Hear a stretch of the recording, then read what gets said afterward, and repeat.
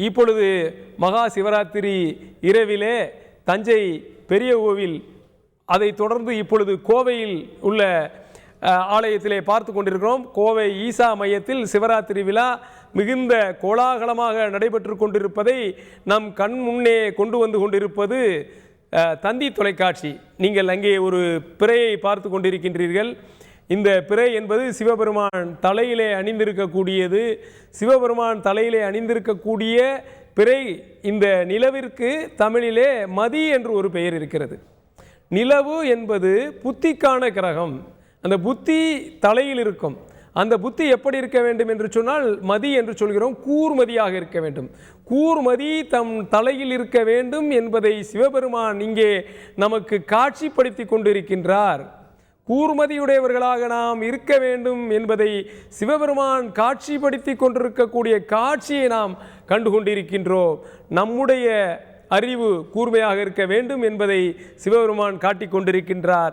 இங்கே கோவை ஈசா யோகா மையத்திலே பெருந்திரளாக குழுமி இருக்கக்கூடிய சிவபக்தர்களை நாம் பார்த்து கொண்டிருக்கின்றோம். சிவன் ஒருவனாக மட்டுமல்ல, பலராகவும் இருக்கின்றான். திருவாசகத்திலே மாணிக்க வாசக பெருந்தகை சிவபுராணத்திலே பாடுகின்றார். ஏகன் அநேகன் இறைவன் அடி போற்றுகிறார். ஏகன் ஒருவன், சிவபெருமான் ஒருவனாக இருக்கிறான்.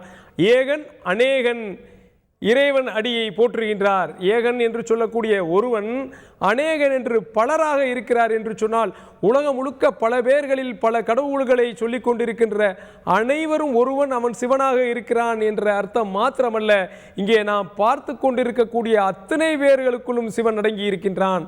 அதைத்தான் ஏகன் அநேகன் இறைவன் அடியினை போற்றி பாடுகின்றார் மாணிக்க வாசக பெருந்தகை.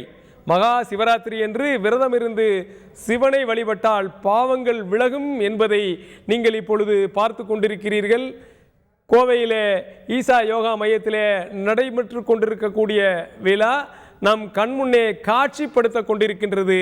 இந்த காட்சியிலே அங்கே கூர்மதியை பார்த்து கொண்டிருக்கின்றோம். இந்த கூர்மதி நம்முடைய அறிவை கூர்மையாக்கி கொண்டிருக்கின்றது.